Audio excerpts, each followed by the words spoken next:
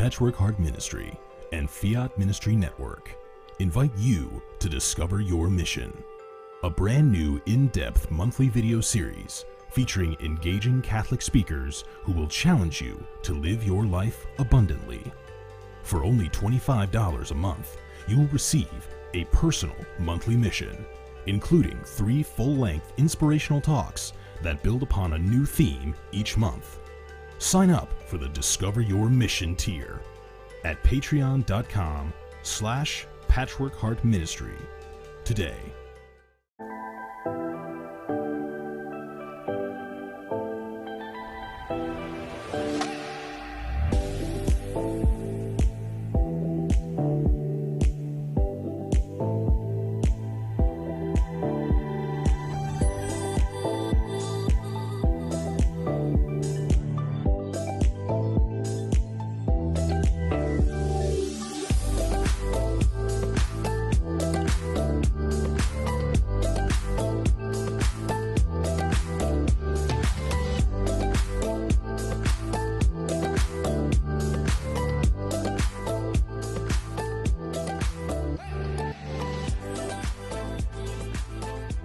Fiat Ministry Network and Patchwork Heart Ministry present Journeys in Faith.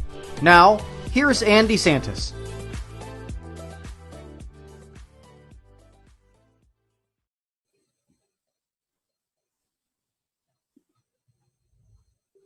Hi, welcome to Journeys in Faith. My name is Ann DeSantis. I'm so grateful that you're with us for this hour.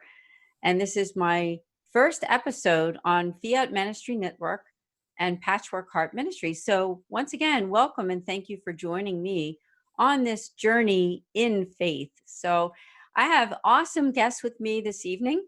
I have Mercedarian Friars, Father Matthew Phelan, Father Kenneth Breen, and Father Daniel Bowen. So we have a lot to learn from them. Right now, we're going through this pandemic and we're all on a journey in faith, maybe even in a greater way than we realize right now.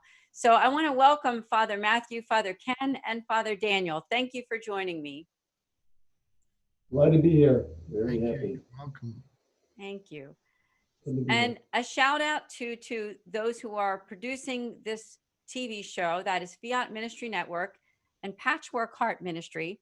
And they have a special opportunity, which we'll talk about throughout this show, called Patreon Patchwork Heart Ministry. I would invite you to check out online, patreon.com/Patchwork Heart Ministry to learn about discovering your mission. Discovering our mission is so important right now and in this world at the current time as we're all searching for greater faith. So if you go to patreon.com/Patchwork Heart Ministry, you can learn about a special opportunity which will really help you to grow in your faith. So once again, I want to thank so much Father Matthew, Father Ken, and Father Daniel for being here. And I was thinking that we could start out with a little bit of a history about the Mercedarian religious order for those who don't know really anything about it. So maybe Father Daniel, you could start us out by telling us a little bit about the Mercedarians. Well, sure, I'd be happy to do so. Yeah, a lot of people aren't aware of our order, but our order is actually over 800 years old, so it goes back a ways.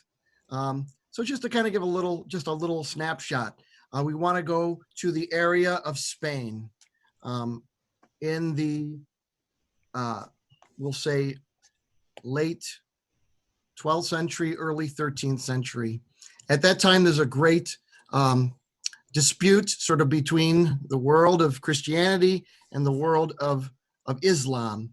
And so there's a lot of fighting going back and forth either which way, and in the midst of this situation often, besides the casualties of war, many times people would be actually taken captive and held for ransom in order to raise funds to get monies and to continue the war machine alive. So this was a very present reality at the time of when our founder was born and lived. So our founder is St. Peter Nolasco. He was born around the year 1180, and it's believed that he was born in southern France. and that he was born of a noble class family and got into the work of being a merchant. So he spoke several languages, was able to work the trade routes in the Mediterranean at that time. At some point, his parents passed, and he inherited their wealth. And what Peter saw in his midst was in the midst of this conquest between the two different worlds, the two different religions, two different outlooks.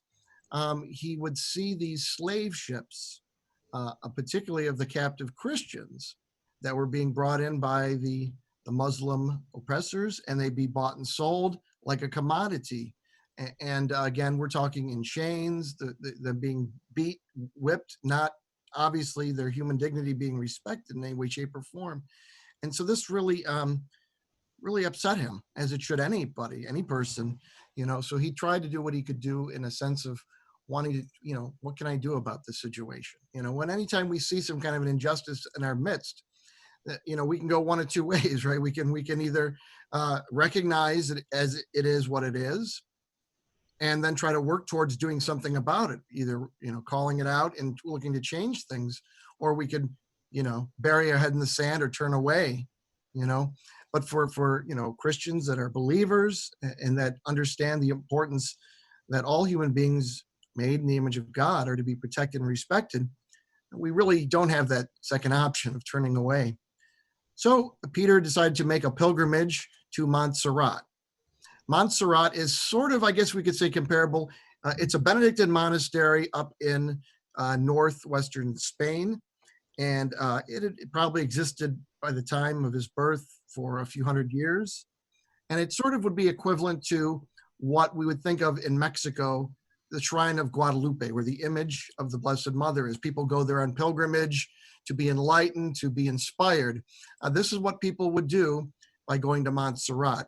And Montserrat is, of course, on that way of the Compostela that many people will take to journey, ending in Valencia. But any which case, so he went there to go and pray about the situation. And so then at that point, in a moment of prayer in the evening of August 1st into the morning of August 2nd, praying there at Montserrat, the Blessed Virgin Mary appeared to him. Now we know Our Lady tends to do this for people. We can think of Bernadette for Our Lady of Lourdes. We can think of the three shepherd children of Our Lady of Fatima.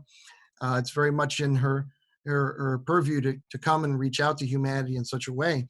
And so she came to him and said, my son has heard your prayers, in essence, and sent me to you in order to encourage and inspire and support you in beginning a new religious order that will look to set the captives free, to keep these Christians from possibly losing their faith or surrendering it, or being treated in this less than human way.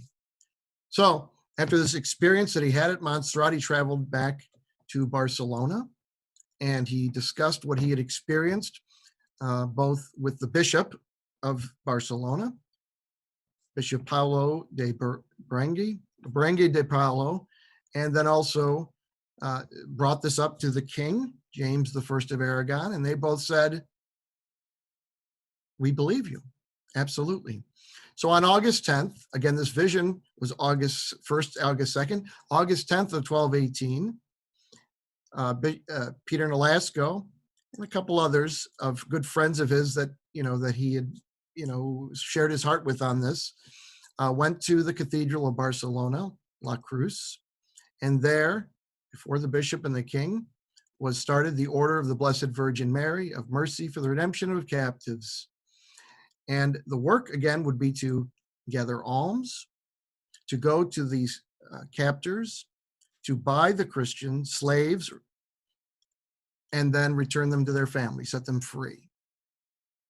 Now, we weren't the only order doing this kind of work. There were other groups doing this. What was unique about our order, besides just Peter's great gift of being able to negotiate and organize these ransom missions, was its particular Marian charism, its real focus on Mary, the Blessed Mother, the Mother of Jesus, and really accounting upon her intercession to help in this work.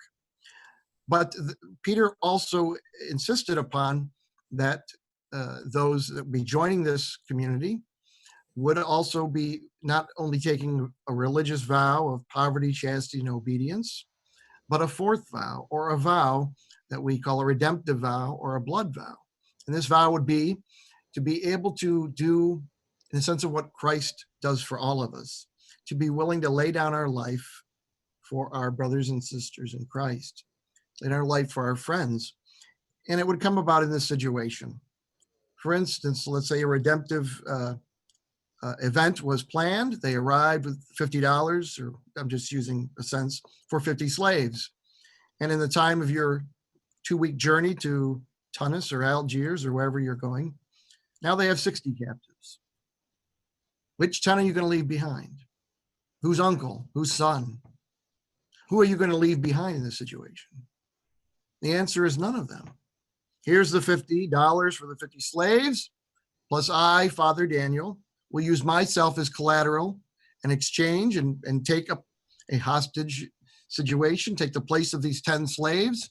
And Father Ken will come back in a month with $30 to free me. So we've got the situation where we're willing to literally use ourselves as the ransom to be paid for the captives so that they could have their freedom. And that's a vow that we order, it continues to take down to our present day.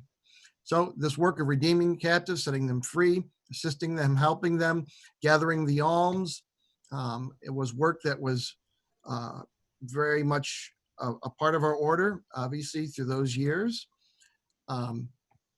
Then, of course, the New World came to be discovered by Christopher Columbus in 1493. And in that moment, Mercedarian Friars journeyed with Christopher Columbus into the New World. Mm-hmm. And again, our order always being very close to Spain and the Spanish realm, we were some of the first ones to go there. And again, our work there, obviously there is not Islam in the New World, but we were there to make sure the conquistadores did things properly. Are they treating these native people with due respect? You know, to teach them the faith, right? That it'd be an invitation to know our Lord and to not be abused. So that's very much the work that we did in the New World, and we did very well in that. And so many of these countries in the New World, Peru, Dominican Republic, these are places that we've been at for hundreds of years. And so really, you kind of had the height of Mercedarianism maybe in the 1600s, somewhere in that, where we had literally thousands of Mercedarian friars. We had our contemplative nuns and sisters that would pray for the redemptive missions and lay faithful involved in these different works. Yes, the redeeming of the captive slaves, but also in educating, you know, in catechizing in the faith, making sure human dignity is protected and respected. Well, then along came the French Revolution, the Enlightenment, right? The kind of the movement of secular humanism pushing against the faith in the church. And of course, the church overall, in many ways, there was a great adjustment to be made. Let's say that, to be kind, I guess, right? Obviously, many religious were put to death. You know, we had the Reformation, these different situations. So the Mercedarians suffered greatly in the hands of that. And then, of course, even with our alignment with being with Spain, you know, when Spain was kind of the big player in the world, we were kind of up there with them. But when that kind of diminishment occurred, again, our being closely allied with the king and the royal house, our diminishment also is there. So much so to the point that in the 1800s, literally we were maybe a couple hundred friars. That was it. So a huge decrease to the point we weren't even sure if we could do it. Again, with these revolutions, we weren't able to even meet to have our chapters to elect generals. So Rome would have to assist in this. And until we actually had a very beautiful friar that was elected Master General from Chile, Valenzuela, who would go on and help reform and kind of bring us back to life in a sense. And so we were able to reestablish houses and keep going forward and make the movement. Now our order is, again, mostly known because, again, being in the Spanish-speaking world, That's who knows us. You know, if you know someone whose name is Mercedes, right? It's really kind of a name that's based on Merced, which is that root word of mercy, right? More of a proper translation would probably be ransom, but mercy will work. Now, our friars had never really been in the United States in any significant way until the 20th century. And it was all by God's divine providence that this occurred. Two of our friars from our Italian province, Father Alfredo Scotti and Father Martin Campagno, were sent to journey to Mexico to help and assist the friars there. Well, Mexico had a giant revolution, the Cristeros Wars. That was a pretty decent movie that came out about 8 years ago for Greater Glory that kind of gives you a snapshot of that.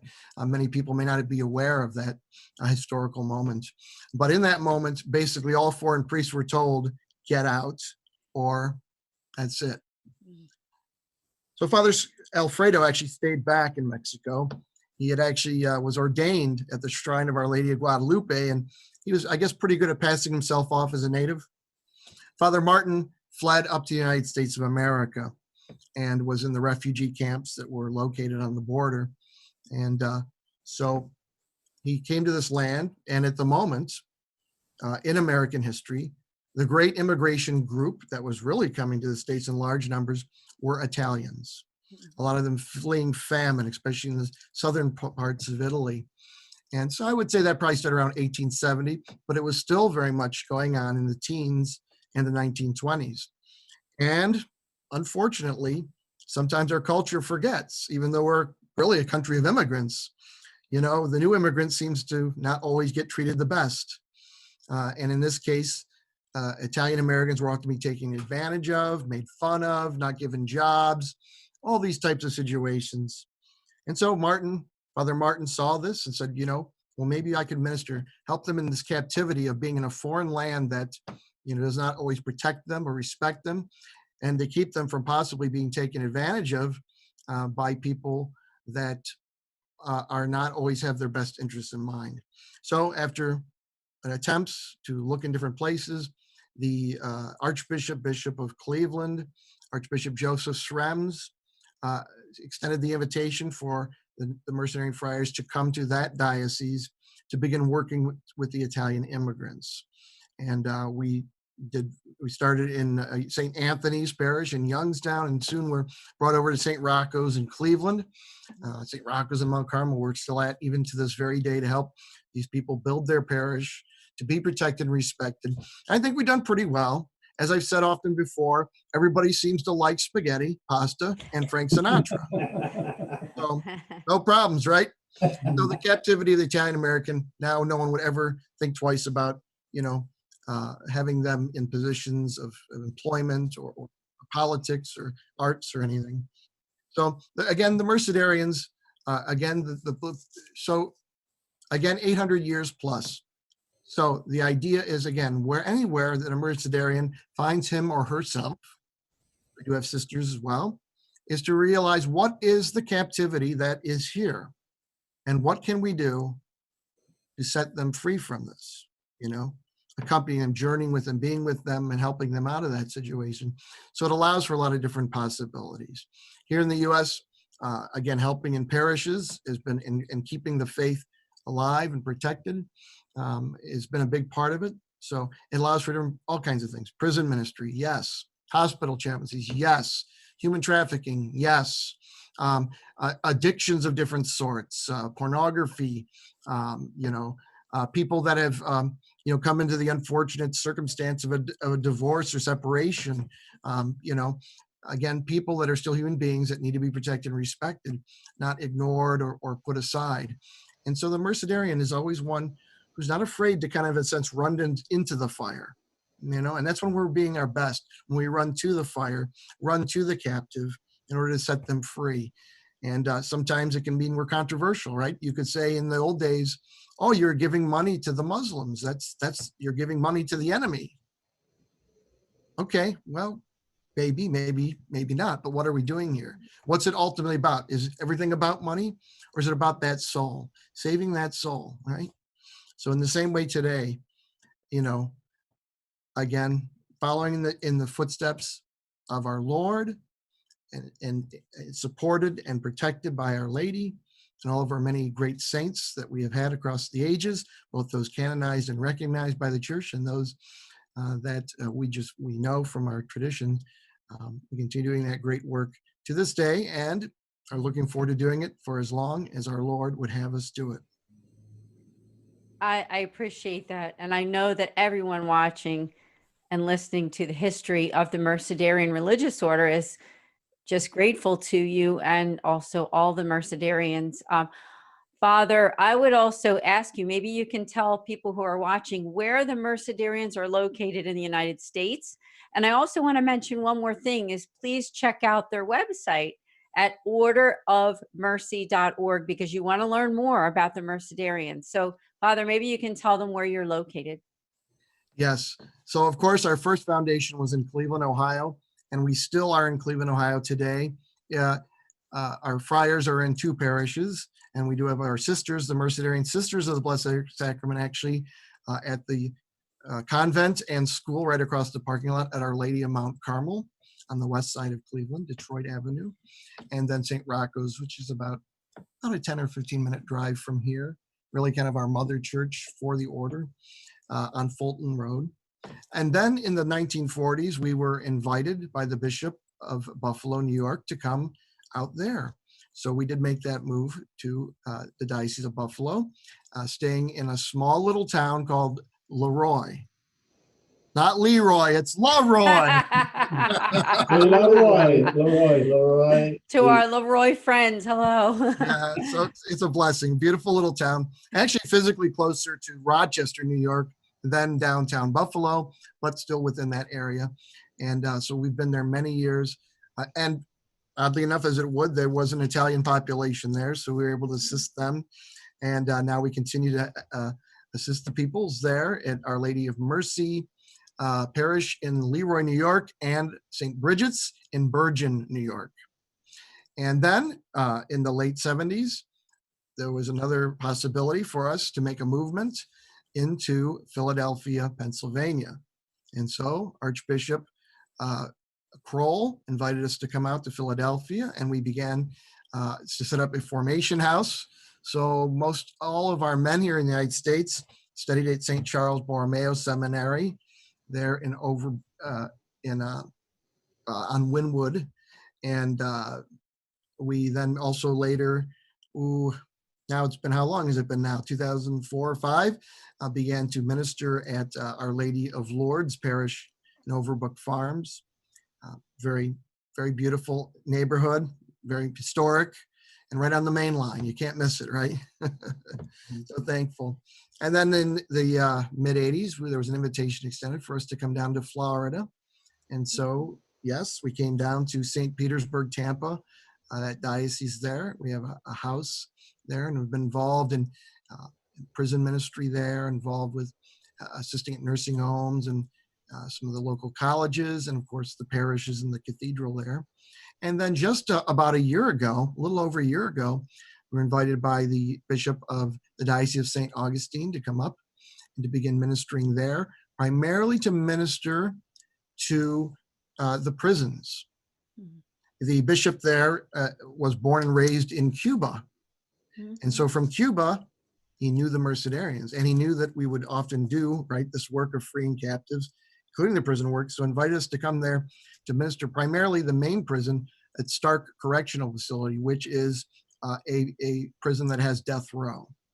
So we are presently there ministering at that prison along with others in that area, and a couple small parishes in Stark and McClenny. So very happy to be there. And that's where we're located here in the United States presently. We do have some sister communities in some different places, Third Order, which is our lay or faithful Mercedarians. And that's another aspect to just mention briefly also. You know, our order founder, St. Peter Nolasco, was not a priest or a cleric, okay? He was a brother, right? And so right even from the get-go, in the beginning of this order, there's always been this involvement of, yes, some consecrated brothers and sisters, but also lay faithful, you know, and the giving of their alms and their assistance have always been part and parcel of our work. They've always journeyed with us in this work, in this movement, and that goes on down to this present day. We are at our best when our brothers and sisters, whether they have taken vows of the religious state or vows in matrimony or whatnot, that is always when we are our fullest and best expression of our charism of redemption. I appreciate you sharing that with everyone. Quite a history. There's so much to learn. So once again, I invite people to go to orderofmercy.org and learn about the Mercedarians, and they're friends of mine. I will also mention that I'm the director of an outreach through the Mercedarians. It's called the St. Raymond Nonatus Foundation. And this foundation, we help families in crisis. So we'll talk more about that later, but our initial mission has been to help families that are affected by divorce. So if you know someone who is affected by divorce or separation, you can go on our website and look at nonatus.org and learn more about our mission. It's spelled NONNATUS.org. And Father Ken Breen, hi, Father Ken. He's our spiritual moderator for the foundation. Now, we do have to take a break in just about 3 or 4 minutes, and we will come back. We're going to learn about the St. Raymond Nonatus Foundation. We're going to learn about Our Lady of Mercy and St. Bridget's parishes in Leroy, New York. The two priests that are there, Father Matthew Phelan and also Father Ken Breen, are going to tell us about some of the great work that they're doing up there in Western New York. But I also want to inform all of you about something very special that's offered through Fiat Ministry Network and Patchwork Heart Ministry. As I mentioned at the beginning of the program, it's called Patreon, and it's Discover Your Mission. All of us want to discover what is our mission. And this is really a special invitation to you and your family to join every single month to listen to awesome Catholic presenters. And if you go to patreon.com/patchworkheart, you can learn more about that. So I know that when we take this break, you're going to see a nice commercial that will explain that. So we will see you in just maybe about 3 or 4 minutes after our commercial break. We'll see you in a few.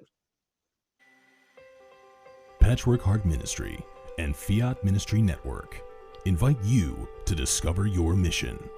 A brand new in-depth monthly video series featuring engaging Catholic speakers who will challenge you to live your life abundantly. For only $25 a month, you will receive a personal monthly mission, including 3 full-length inspirational talks that build upon a new theme each month. Sign up for the Discover Your Mission tier at patreon.com/patchworkheartministry today. We'll go right to St. Bridget's and Our Lady of Mercy and talk about how you all have dealt with the pandemic with your masses, streaming the masses, and how you've made the great outreach that you have on online. But first, we'll go to the foundation. Well, the St. Raymond Nonatus Foundation for Freedom, Family, and Faith is an expression and an application from the Mercedarian religious order. And what we do is outreach to families in crisis, and our initial mission is to families and individuals affected by divorce and separation. We're doing special outreach right now online. What we're doing is we are having these monthly online support groups for individuals who are affected by divorce and separation. The divorce group is on Tuesday nights at 8 p.m. Eastern Standard Time.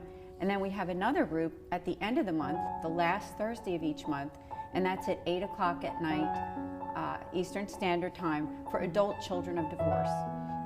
The focus of those groups are prayer, reflection, sharing in a safe place, and also attended by a Mercedarian Friar and myself, and guided by the teachings of the Church.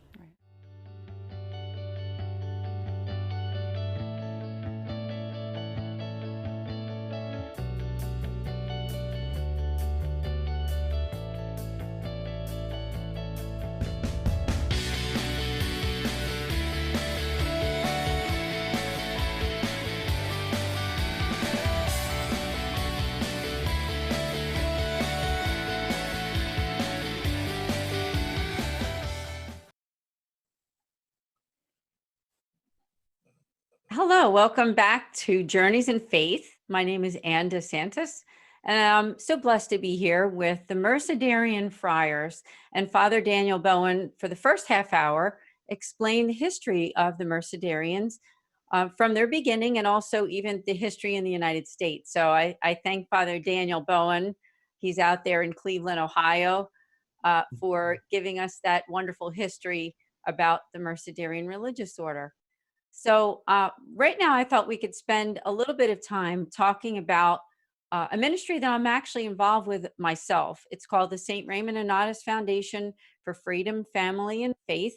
It's an outreach through the Mercedarians, and you can learn about us at knonatus.org. I had explained that before the commercial break. And what we do is we help families in crisis. And Father Daniel explained the fourth vow of the Mercedarians, which is the willingness to give our lives for those who are in danger of losing their faith. Sometimes people who are in danger of losing their faith are those who are affected by divorce and separation. So, what we've been doing since our founding in 2015 is doing these special support groups that help those families. And the spiritual moderator for the foundation, his name is Father Ken Breen, and he's with us this evening here on this TV show. And I thought maybe Father Ken, you could tell us a little bit about the work that you and I have been doing as a foundation with these support groups and how we have helped the families affected by divorce. Sure. Thanks very much, Ann. It's really nice to be able to be here and talk about this work. As Father Daniel was explaining so well in our history, St. Peter Nolasco saw this great need to free the captives, otherwise they may deny their faith, or they give up their faith. And as you explained already, the captives that we encounter today are so many different forms. Even as Father Dan expressed, there's so many different ways that's happening. But we've discerned over the years, recognizing that in our American society, the faith is in danger in a particular way because of the lack of stability in the family life. And the most serious form, obviously, is where there's separation, divorce. So we discerned that, and also St. Raymond Nonnatus, the important thing to recognize about St. Raymond Nonnatus is that he's the patron of Christian family life. Even here in our parish, we pray regularly this prayer that was composed, and it helps us recognize that, the way where the family goes, the faith is, if it's a good family, then there'll be a good support for the faith. If there's not a good family life, then it threatens the integrity of faith. So seeing this need to assist people who are struggling, especially where there's separation, divorce, we've did various things. Actually, the first expressions that we tried to do were actually healing services in connection with the good work of Rose Sweet. We collaborated with her experience. As you saw that one picture there, a group of us, that was like our first experience of being there for people. It was during the Year of Mercy. And then we did another one the following year. And now we are extending that work through doing these online supports. So we're available, the first Tuesday of the month. And for those who are in the situation of separation and divorce. And we had just recently, we were assisting and being present to and accompanying someone who's right in the midst of that, in the midst of separation. And it's a terribly painful experience. So by being present to them, we are present like we were in the very beginning when there were the captives, they were in the dungeon. So we would go there, we would be present to them and accompany them in the hopes of together being set free. So this is the fundamental aspect we're trying to be there for. And also, as you could probably express, Anne, better than any, that your own personal experience too is being a child that has experienced divorce and how that affects you. And there's that work out there, it's called Primal Loss. If you ever have a chance to read that, you can read and see how how when there's divorce in the family, how it affects the children so traumatically. So all these are ways in which we are trying to express. As we first encountered the call to be Mercedarians here in the United States was for those who are immigrants, the Italian immigrants who were at risk of giving up their faith. I'm from Cleveland. I grew up there, and we'd hear the stories like when the Italians were there, and if they wanted to go to church at the church that was run by the Irish or by the Germans, they say get out of here, so they would be at risk of giving up their faith. So this is why we were called to be there in Cleveland. Now that everyone's enjoying pasta, we need to see how we can assist, in another way. So, this is how the Spirit is leading us, to really be a ministry to, very seriously. And this can expand, by God's grace and in different aspects, as Father Dan mentioned. And I want to just mention, too, that he's also our vocation director. So, from the beginning, I can say honestly, what drew me to our order was that simple saying, no greater love. There's no greater love than to give your life as Christ gave his life for us. So I know that from the beginning, that's why I'm a Mercedarian today. And we want to encourage young people. We're looking for love.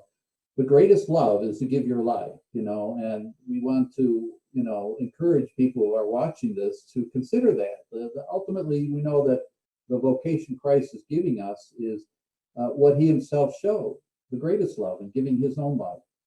And that authentic human love is in giving ourselves to God and one another in authentic Christian charity and growth in virtue. So, just a final note about Saint Raymond Nonatus. His name, Nonatus, is not born. So and because he had a miraculous birth, his mother was dying, and I believe she died, and so there was a count there who I think it was a Muslim count, and this count knew that it's possible to see if the child was there. So he was able to do, at that time, we call it today a cesarean section. So he was able to give birth to St. Raymond, and he also was a redeemer, and he experienced, when he would proclaim about Christ, and many of the Muslims were interested. Well, the slave masters, the ones who were running the business, they didn't take too kindly to the Raymond Nonatus bringing them to faith. So what they do, they locked his lips. So even today, trying to live our faith, or a good family trying to live our faith, or a good father, he's in the workplace and he wants to live his faith. Sometimes it can be quite a challenge today. You have to kind of like travel a political platform or whatever, and be careful. But we need to also still be courageous in the midst of the situations we're facing today. But at the same time, we're here to ultimately accompany everyone, and in particular those who are at most risk of giving up their faith. And I had the opportunity in the prison ministry, and I very much,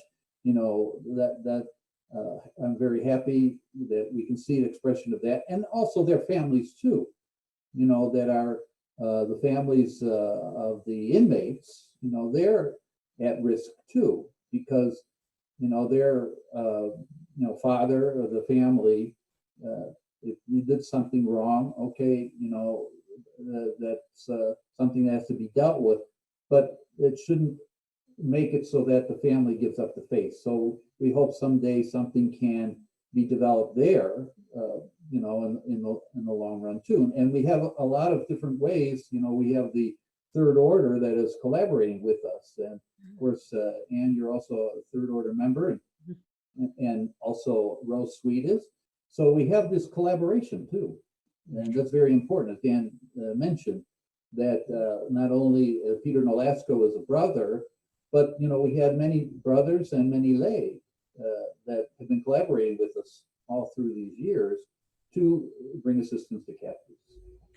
Thank you so much for sharing about both your the religious order and also the St. Raymond Nonnatus Foundation, and also all that you just shared with us about accompaniment and what the Mercedarians have done to do that. So I'm so grateful to you. And I know people who are watching, I just remind you again to please check out the website for the St. Raymond Nonnatus Foundation at nonatus.org.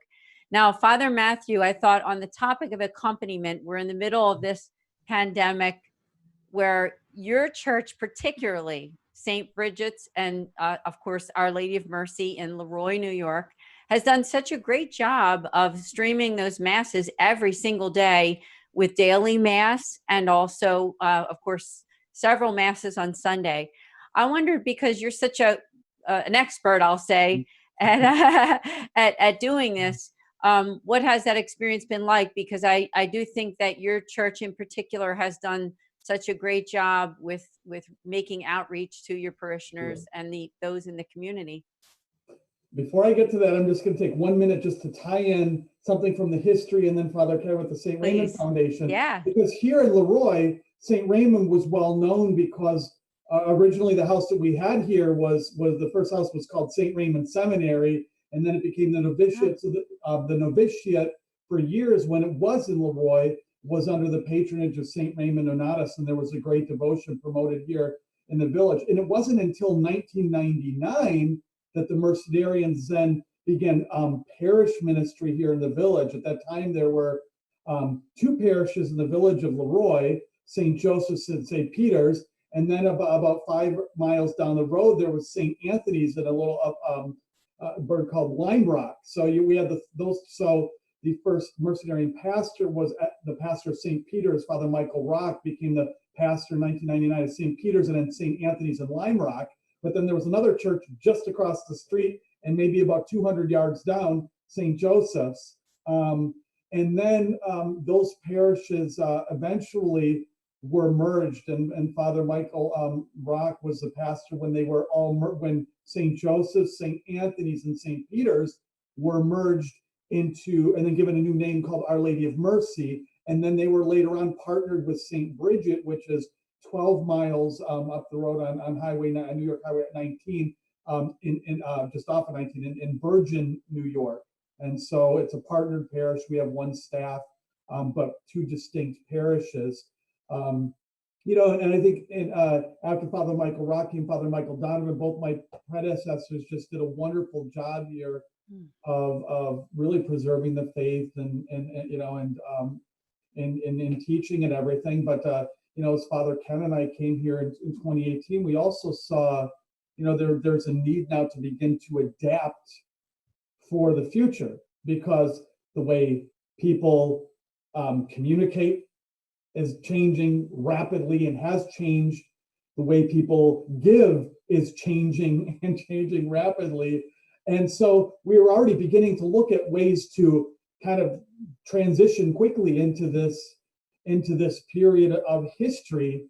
Little did we know it would be sprung upon us so quickly with getting locked down and the stay at home and everything. So, fortunately we had some things in place. And when we had to then get into streaming the masses and everything, we quickly had to decide. And I have 2 pastoral councils, one at St. Bridget and one here at Our Lady of Mercy. We had to have emergency meetings online and figure out, how we would do this. And with the 2 parishes, we decided the best way to do it would be to, since we had the equipment that we needed, we had the cameras and everything, we would do streaming from the house chapel, because that was a place that we could get the most stable stream.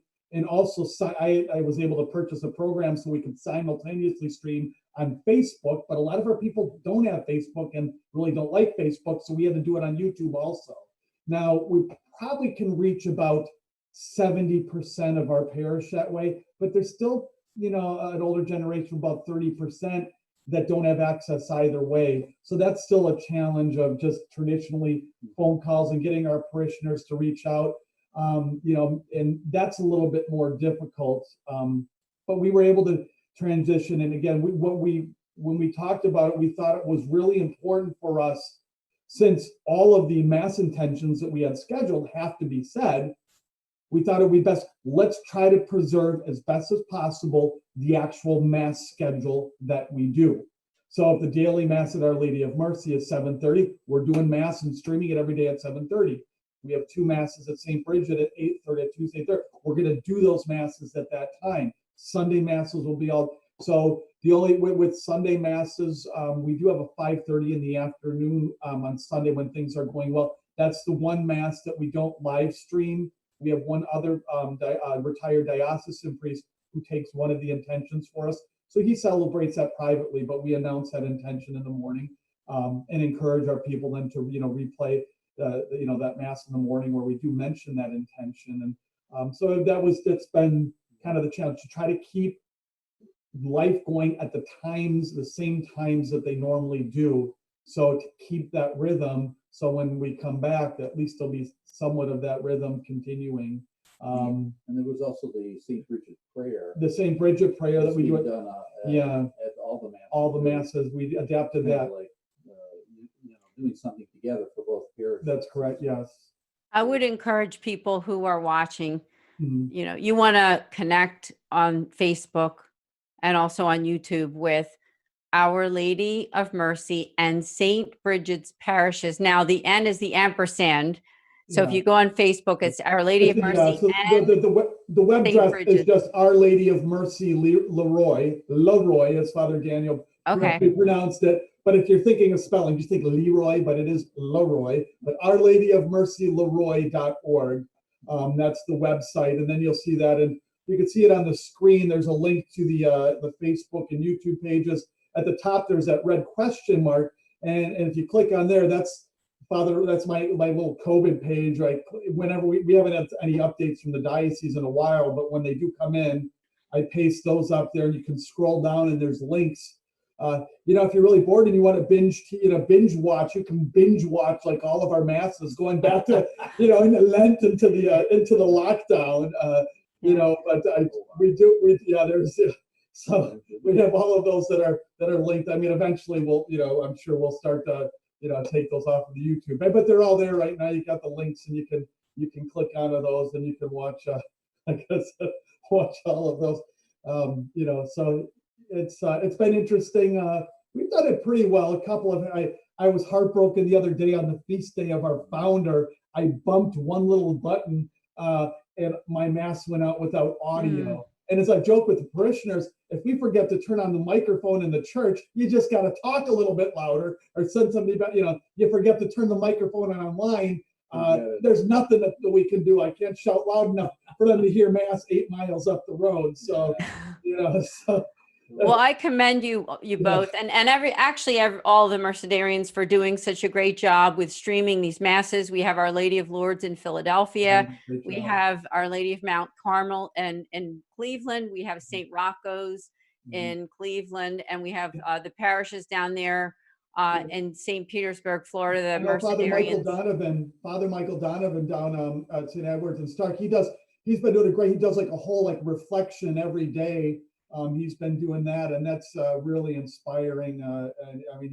He's really good with scripture, and just gives a beautiful meditation each day, which has been wonderful. Also, I think he does that on Facebook. I don't know if is it Father Danny? I think Facebook that Father Michael Donovan puts in reflections. Yeah, I believe it's on Facebook, and then for there's really a very unique opportunity that has been presented itself in that. We are often live streaming from our house of studies in Philadelphia. Oh, that's right. Yeah. Down the road from the parish at the Monastery of Our Lady of Mercy is often giving actually some insight into our formation house, something very rare without you're going there to visit as a discerner. So you'll actually have an opportunity to kind of often pray with our 3 postulants, our 1 student brother, and get a sense of that place as well. So I think they're usually live streaming those on our Facebook page, Mercedarian Friars USA. If you go there, you can look and see. And So it's really a great opportunity. Of course, I do want to put a little plug in for vocations, for at least for the friars. I mean, of course, we need all the vocations, third order, we need sisters, we need nuns, we need but particularly, I'm given the charge of promoting, encouraging, and supporting young men that, are aged 18 to 35. If God is, you've not been married, right, or have some kind of commitment in that way, but you're thinking that God may be actually calling for you to serve in a particular way that's a little more intimate with the church and prayer. Maybe God is calling you to consider being a Mercedarian friar. In our community, we have both. We have priests and we have the brothers. Of course, we are all equal in brothership in the sense of taking the 4 vows, and again, of course, that 4th vow of willing to lay down our lives.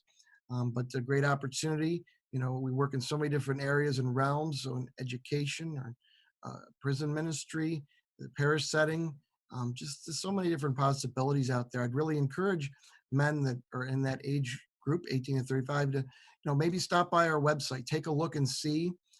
Again, that's orderofmercy.org. And there's a vocation tab that you can look there. There's some vocation stories. Or you might take a look at our YouTube page, Mercedarian Friars USA, where we've placed a number of our friars. Actually, we have little videos, them giving their vocation story. We've also posted some videos of some of the friars that have actually been part of our community, have gone on to our Lord. So you can get to hear some of their stories as well. A lot of content there. Try to, have people get a sense of being able to meet us virtually, since, we're only in a few places here in the States. So it can allow for a lot more interaction for folks to get a sense of who we are, and hopefully, again, reach out to us. So again, men, I would encourage you, if you've been thinking about a vocation of the priesthood or religious life, maybe take a look at what our community is about, and feel free to contact me, Father Daniel Bowen. Contact information is all right there at the website. Yeah, Father Daniel, thank you. I'm glad that we got a chance to talk about vocations. I think it's so important. And I commend you in the wonderful work that you're doing, because personally, I love the Mercedarian religious order, and the Lord brought me to all of you. And I'm just so grateful, because honestly, if it weren't for all of you as wonderful spiritual directors and priests that I know personally, I really wouldn't be here on this wonderful opportunity here on Journeys in Faith on Fiat Ministry Network and Patchwork Heart Radio. So as we're coming close to the end of the show, I wondered if the 3 of you would have any words of encouragement for those right now who are maybe struggling during this time. I mean, specifically this time of this challenge that we're having with the Yes. pandemic. Yeah, I first of all, I would say that everything God permits everything to happen for a reason, and so sometimes when we're in the midst of something, we don't know yet what that reason would be. And I think, Ann, you would know that in your own journey of faith, that you've gone through places where you didn't know, God, why are you permitting this? And he permitted it to bring you here today, and to bring us here today. And so for all of us communally, God is permitting this for a reason, and God is going to bring something good and exciting out of it. Now, individually, there's, so many different stories and cases and situations. Some situations, some people that are thriving in this, and some people it's terrible. And I mean, I know people who, probably, I don't know. I mean, to me, I would guess, and just from some of the people that I know, it's probably most difficult for those who live alone, because we are social beings. We are made to be in communion with others, and so, for those that maybe live alone, I heard somebody say at the beginning of this, let's not use the phrase social distancing. Let's use the phrase physical distancing, because we can be socially close, but physically apart. And You know, we're only a phone call away. We're only social media away. We can be together, even if we're physically apart. And so, you know, if I want to add to that some of the ways that we can be closer is through we've seen explosion like Zoom. We're using Zoom right now, and it's funny how sometimes for the catechism, you know, they transition to Zoom, and you know, some kids are watching Zoom and they're eating potato chips or whatever, you know. So they wouldn't normally be doing that, you know, in the catechism class, but they might be more interested. So I mean, as on the one hand, you know, there's this challenge that we're facing. It can be an opportunity if people are careful to look and dive into good content like this one, you know, and all the positive content. Formed, you know, we're constantly promoting Formed, and I'm sure you could tell that we're in the same house, you know. Dan's in another, you know, in Cleveland, and the two of us are in the same house here. But the point that we're trying to make is that, like, one of the things that we did as a community together that we might not have done was we were interested in seeing the program Chosen.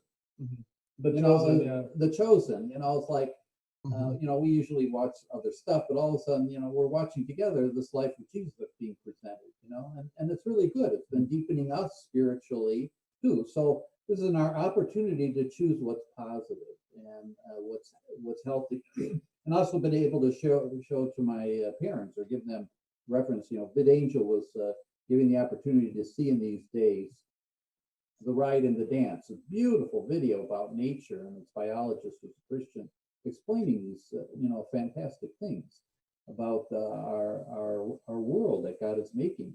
So we enjoyed sharing that together. And my parents are in Cleveland, so you know, this is something that we might not have done, you know, if it wasn't for this situation. So yeah, we see the pain that's there because you know, physically being distant, but now it's also possible to have some different ways of being connected socially, and we should take advantage of that. But of course, there's the problem of dangers there, you know, and that's one thing we can't emphasize enough, that, you know, parents and families, that's why we're so invested in families, is that parents have to really step up and being good parents with their children and encouraging them to access what is positive and upbuilding content, because otherwise, you know, you're just opening the floodgates to more disaster, and we don't want,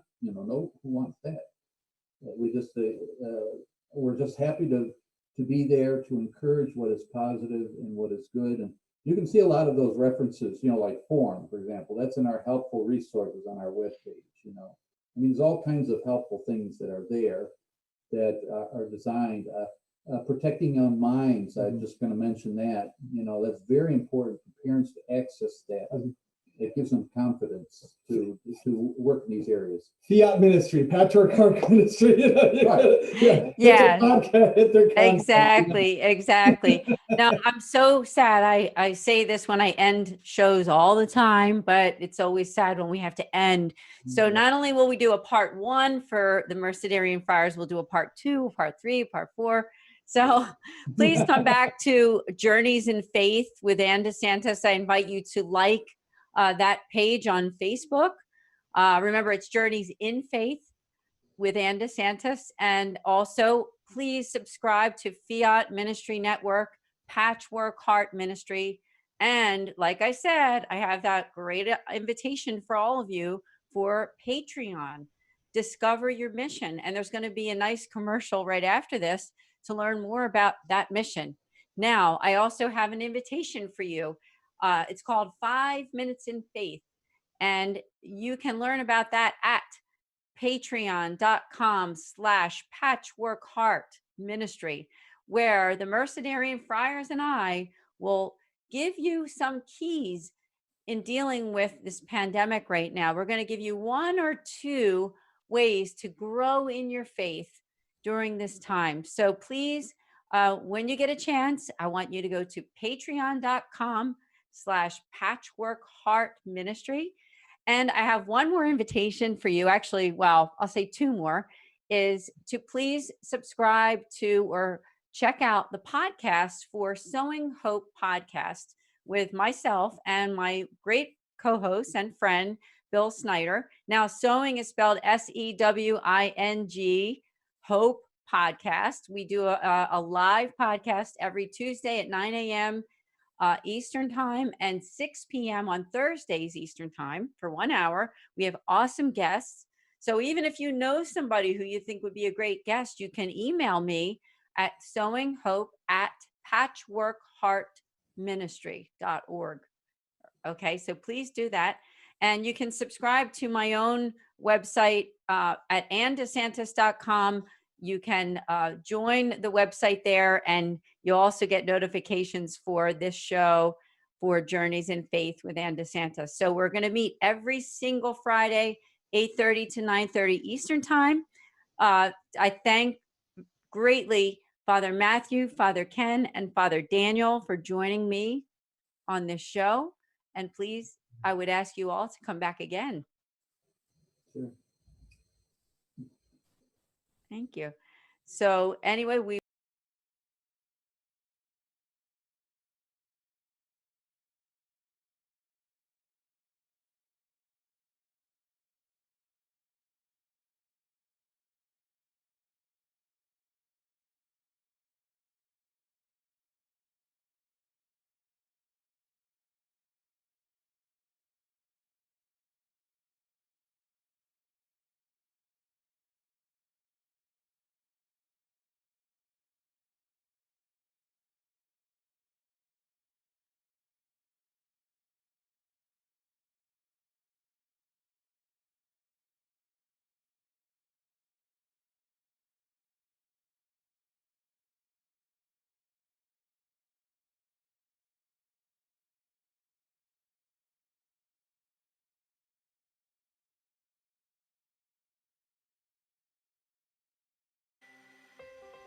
Patchwork Heart Ministry and Fiat Ministry Network invite you to discover your mission.